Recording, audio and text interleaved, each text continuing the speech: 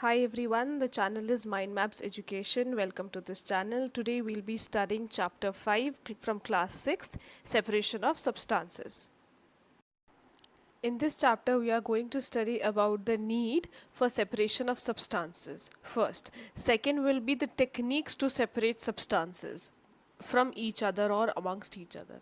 So starting the chapter, it goes like this, that the need for the separation of substances is because for our easy assortment and for the easy sorting out things, right तो यहाँ पे क्या होता है कि जैसे हम day to day lives में इतनी सारे स्टेप्स कर जाते हैं without being conscious about the fact कि ये जो टेक्निक है this goes under the separation techniques, और this is one of the example from the separation techniques. जैसे सब लोगों के घर की सुबह जो होती है वो शुरुआत होती है चाय से। तो चाय जब हम छानते हैं तो वहाँ पे क्या यूज़ होता है, वहाँ पे यूज़ होती है छलनी, जिसको हम इंग्लिश में कहते हैं स्ट्रेनर। तो यहाँ पर क्या होगा, पत्ती जो है, जो चाय पत्ती है वो छलनी में रह जाएगी और जो चाय है वो नीचे छनकर वापस छनकर कप में आ जाएगी। So this becomes one of the example in the separation technique, right. उसके बाद जैसे हम मिल्क का यूज़ करते हैं, then we use ghee, butter and curd and then paneer as well. So जो सारी चीज़ें हैं ये मिल्क एंड इट्स प्रोडक्ट्स में आ जाती हैं, और यहाँ से हमें पता चलता है कि मिल्क को बाय सर्टन स्टेप्स और बाय सर्टन प्रोसेसेस हम उसको अलग तरीके से चर्न आउट करके, सेंट्रीफ्यूज करके हम ये सारे सब्सटेंसेस या जो ये सारे जो प्रोडक्ट्स हैं इनको अवेल कर पाते हैं। अब क्या होता है, सपोज करो हमें एक फ्रूट की टोकरी दे रखी है और उस फ्रूट की टोकरी में we have mangoes, we have guavas and then apples. Now we got guest और उनको सिर्फ एप्पल्स चाहिए, तो हम हैंड पिक करेंगे सिर्फ एप्पल्स को और हम उनको काट के सर्व कर देंगे। तो ये हमारा जो हैंड पिकिंग है is one of, again this comes under one of the example under separation technique, right. So इस तरीके से हम डे टू डे लाइव्स में अपनी लाइफ में इस सेपरेशनल टेक्निक को यूज़ करते हैं, और यहीं से पता चलता है how important these techniques are. But to get to know कि मेथड ऑफ सेपरेशन किस टाइप के हो सकते हैं और कहाँ पे या किस तरीके से कौन सी टेक्निक कब यूज़ करनी चाहिए, this becomes very important first, ताकि असॉर्टमेंट या जो सॉर्टिंग आउट ऑफ थिंग्स हैं वो एक दूसरे से क्लियरली हो सके, नीटली हो सके। दूसरा फॉर दी टाइम एफिशिएंसी, ठीक है। अब कल को हमें क्या नाम है, सैंड और पत्थर इकट्ठा करके दे दिए और हम हैंड पिकिंग करने लगे उसकी, तो ऑफ कोर्स चीज़ अगर हो भी जाती है तो टाइम एफिशिएंसी जो है वो बहुत पुअर होने वाली। क्यों? क्योंकि पूरा दिन लग सकता है, 2-3 दिन लग सकते हैं इसी चीज़ में। जबकि अगर हम बहुत इंटेलिजेंटली अगर हम इस टेक्निक को तरीके से यूज़ करें, सेपरेशन टेक्निक को देख कर कि कहाँ पे कौन सी टेक्निक होनी चाहिए depending on the size of the material और the space the material would take, और depending on the density of the material for separating out things, तो हम इस चीज़ को टाइम एफिशिएंटली भी निपटा सकते हैं। So the first method comes under the method of separation is hand picking, right. तो हैंड पिकिंग बोले तो वो चीज़ जो हमें अपनी नॉर्मल आँखों से पता चल सकता है कि ये ईजी टू सेपरेट है, तो हम हैंड पिक कर सकते हैं। दूसरा, ये इतना ईजी टू सेपरेट है कि यहाँ पे इतना ज़्यादा टाइम नहीं लगेगा। हमने ऊपर एक एग्जाम्पल दिया था, जैसे कि वीव गॉट फ्रूट बास्केट जहाँ पे मैंगो, गुआवा एंड एप्पल है, तो हम एप्पल्स को या मैंगोज़ को स्पेसिफिकली आराम से हैंड पिक कर पा रहे थे क्योंकि इजी टू सेपरेट था। उसके बाद जैसे आप सबने अगर ध्यान दिया होगा तो हमारी जो मम्मी होती हैं वो भी चावल उबालने से पहले या दाल उबालने से पहले उसमें से मेक श्योर करती हैं कि उस चावल में पत्थर ना हो या स्टोन्स ना हो छोटे छोटे, तो वो भी हम हैंड पिक करते हैं। तो इधर से क्या होता है कि कन्वीनियंस हो जाती है हमारी चीज़ें फॉर सेपरेटिंग द सब्सटेंसेस। क्यों? Because we've got methods of separation. So जो हमारा हैंड पिकिंग है वो जनरली किस तरीके में यूज़ होगा, it will be used for separating slightly larger sized impurities, जैसे कि pieces of dirt, stone, husk from wheat, rice और पल्सेस, ठीक है। यहाँ पर इम्पॉर्टेंट ये है कि जो हमारा जो प्रपोर्शन है एक सब्सटेंस से दूसरे सब्सटेंस का जिसको हम सेपरेट करना चाह रहे हैं, वो उनका जो साइज़ है इम्प्योरिटी का वो लार्ज और स्मॉल होना चाहिए, या इतना ज़्यादा लार्ज हो या नॉर्मल लार्ज हो जो हम आसानी से उसको हैंड पिक कर सकें। Next is threshing. थ्रेशिंग क्या होता है कि जनरली हमने देखा होगा जो हमारे बंडल ऑफ वीट और पैडी स्टॉक्स होते हैं वो फील्ड में ऐसे ही रखे हुए होते हैं आफ्टर दी हार्वेस्टिंग, ठीक है। आफ्टर जो हमारा हार्वेस्ट हो चुका होता है क्रॉप, तब तो जब उसको हम सन में ड्राइड अप होने के लिए रख देते हैं तो हम वहाँ से ईजी हो जाता है हमारा ग्रेन्स का अलग करना स्टॉक में से, ठीक है।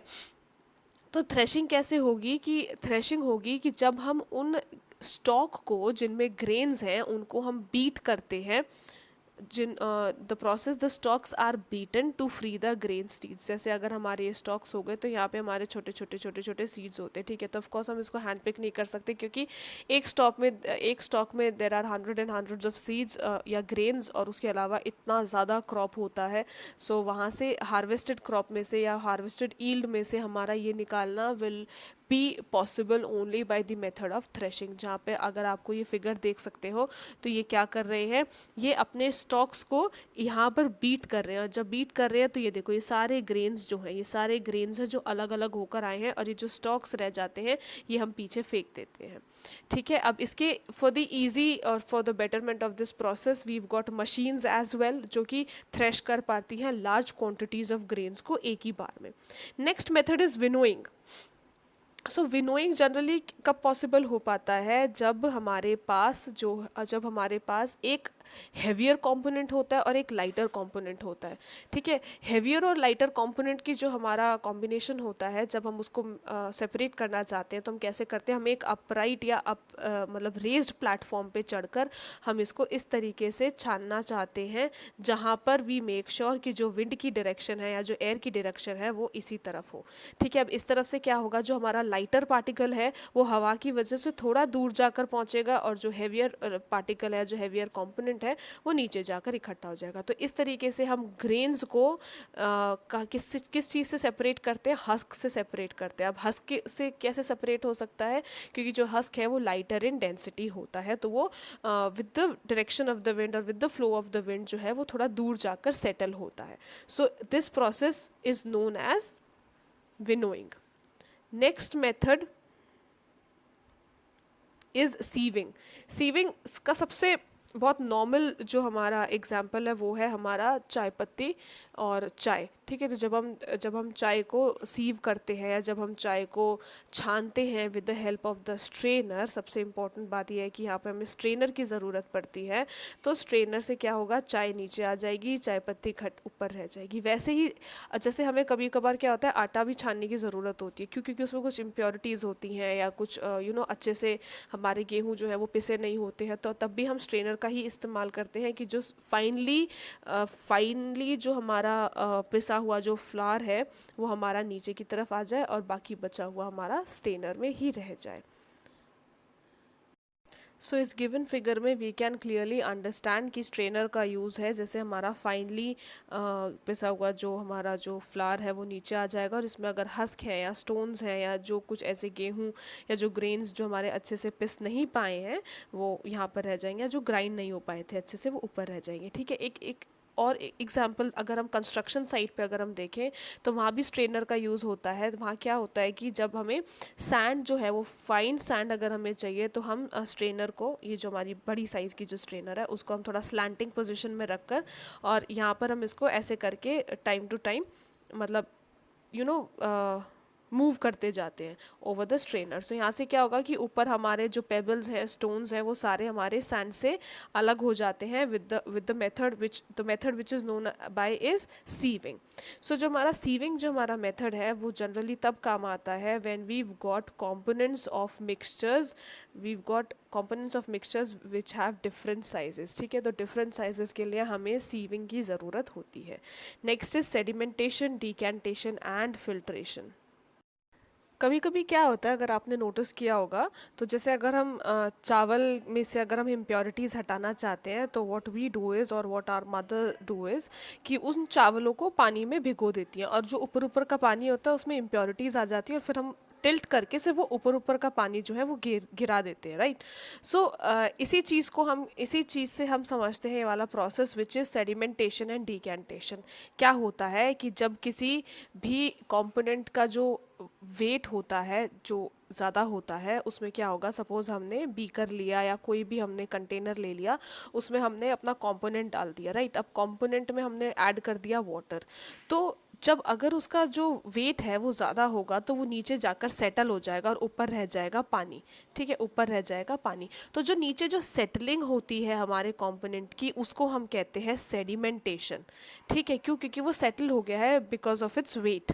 ठीक है, डिपेंडिंग ऑन द कंपोनेंट जो हमने दूसरी चीज़ डाली है विच इज़ वाटर। अब क्या होगा अगर हम टिल्ट करेंगे तो ये सिर्फ ये जो वाटर है हमारा, ये जो वाटर है ये हमारा इस कंटेनर में से निकल जाएगा। तो सेडिमेंटेशन के टाइम पे जो हम राइस में से वाटर को हटा रहे हैं जिसके साथ इम्प्योरिटीज़ भी जा रही हैं, इस प्रोसेस को हम कहते हैं डीकैंटेशन। तो sedimentation and decantation goes hand in hand. फिर आता है फिल्ट्रेशन। फिल्ट्रेशन होता है हमारा नॉर्मल, जैसे कि हमने सीविंग पढ़ा था, सेम फिल्ट्रेशन होता है, बस उसमें क्या हो जाएगा हमारा, it will again depend on the size of the impurities और size of the component which we are dealing with। उससे पहले एक और चीज़ पढ़ लेते हैं, वो है सेडिमेंट डिकेंटेशन में राइस के अलावा एक और एग्जांपल होता है कि हमने ले लिया ग्लास, ग्लास में ले लिया हमने दो तरीके के लिक्विड, दो तरीके के लिक्विड जो उस तरीके के जो मिक्स नहीं होते आपस में, जैसे कि ऑयल एंड वाटर। ठीक है, ऑयल एंड वाटर मिक्स नहीं होता है। अगर हम इन दोनों को एक ग्लास में पोर कर लेंगे तो कुछ टाइम बाद वी विल ऑब्जर्व कि water and oil has been separated and they are now present in different layers under the glass और इन द ग्लास। अब इसमें क्या होगा अगर हम सिर्फ टिल्ट कर देंगे, ठीक है, टिल्ट करने पे एक ग्लास से दूसरे ग्लास में सिर्फ ऊपर वाली लेयर निकालना चाहें तो क्योंकि जो ऑयल है बीइंग लेस डेंसर तो वो ऊपर एक अलग सी लेयर बना लेगा, जिसकी वजह से क्या होगा हमारा ऑयल सबसे पहले बाहर निकलेगा।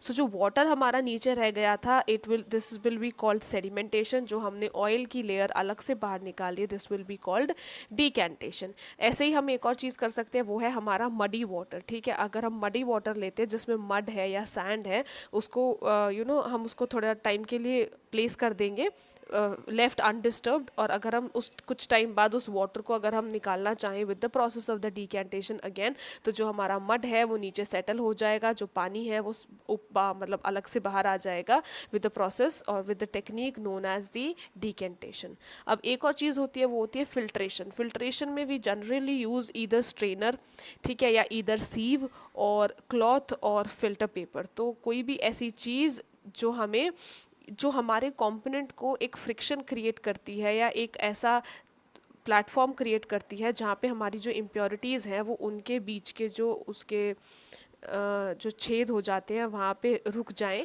और जो हमारा वो है, अगर हमारा कोई भी नॉर्मल सोल्यूशन है या कंपोनेंट है वो नीचे जाकर फिल्टर आउट हो जाए तो इसको हम फिल्ट्रेशन कहते हैं। सपोज करो हमने मडी वाटर ले लिया ग्लास में और उसको हमने क्लॉथ से फिल्टर करने की कोशिश करी, तो जो इनर थ्रेड्स हैं वो इम्पोज करेंगे कुछ तरीके का फ्रिक्शन, जिसकी वजह से जो इम्प्योरिटीज़ हैं या जो स्मॉल मड है वो यहाँ पर आकर रुक जाएंगी। ठीक है, और पानी जो है नीचे फिल्टर हो जाएगा, बट देर आर चांसेस कि नीचे पानी फिर से उतना क्लियर नहीं होगा। So we can again use the cloth material और एक और बार फिल्ट्रेशन कर सकते हैं, और we can have filter paper. So filter paper जो होता है उनके जो पोर्स प्रेजेंट होते हैं जो अलाउ करते हैं इम्प्योरिटीज़ को टू ब्लॉक और वाटर को to filter out from one end to the other end, जैसे कि यहाँ पे वो बहुत ज़्यादा फाइन होते हैं। और अगर हम इस फिल्टर पेपर का कोन बनाकर जैसे कि यहाँ पर हम पुट कर दे और अपना जो सॉलिड पार्टिकल है वो उस मिक्सचर में से इस फिल्टर पेपर में से पास नहीं हो पाएगा and it will remain as filtrate. तो जो चीज़ ऊपर रह जाती है उसे हम फिल्ट्रेट कहते हैं। ठीक है, वैसे ही जैसे हमारे फ्रूट या वेजिटेबल जूसेस हैं उनमें पल्प होता है, तो उन पल्प को हम कैसे सेपरेट करते हैं with the help of the filtration only. एक हमारा ये एग्जाम्पल हो गया। दूसरा क्या होता है, जब हम कॉटेज चीज़ बनाते हैं, बोले तो पनीर के लिए हम क्या करेंगे, लेमन लेंगे, लेमन की कुछ ड्रॉप्स में हम कुछ ड्रॉप्स जो है वो मिल्क में ऐड कर देंगे, और ये सब चर्न आउट करने के बाद जब पनीर हमारा बन जाता है, कॉटेज चीज़ जब प्रिपेयर हो जाता है, so we again use cloth या फिर वी अगेन यूज़ स्ट्रेनर या फाइन क्लॉथ, ताकि जो हमारा फिल्ट्रेशन है वो अच्छे से कैरी आउट हो सके। Next is evaporation. So in the process of evaporation what happens is, जब भी हमारे पास वाटर प्रेजेंट होता है and we left it under heating, या तो वो आर्टिफिशियल हीटिंग हो अंडर द फ्लेम्स, और या वो नेचुरल हीटिंग हो अंडर द सनशाइन या फिर अपना सन रेज। सो जब हमारा वाटर जो है कन्वर्ट होता है वेपर के फॉर्म्स में, उस प्रोसेस को हम कहते हैं इवेपोरेशन।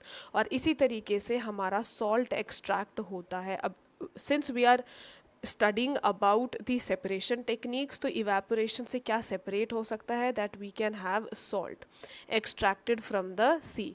क्या होता है जनरली, जैसे हमारा जो सी है उस it is the water is mixed with so many salts, ठीक है, so many types of salts in it.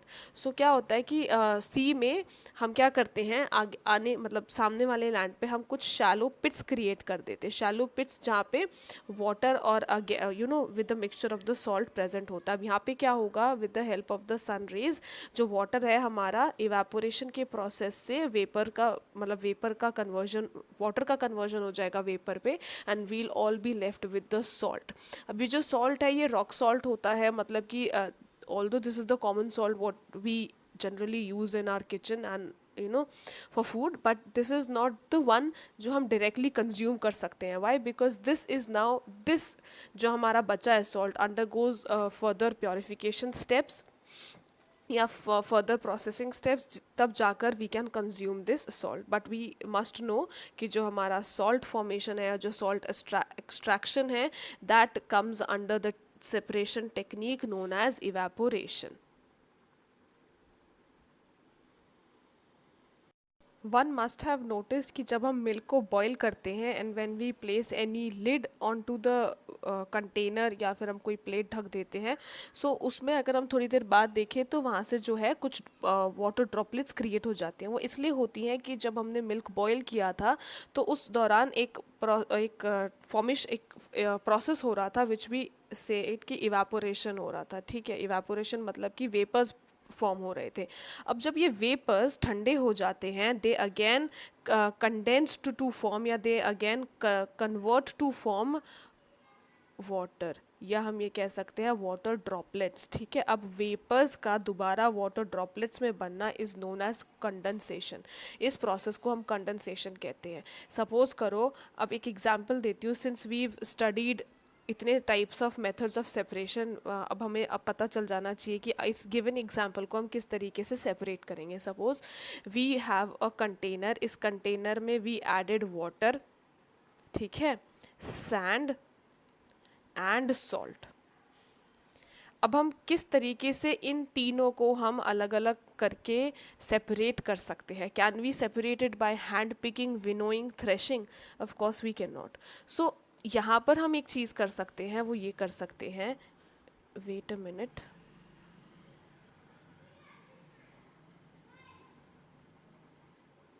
चलो,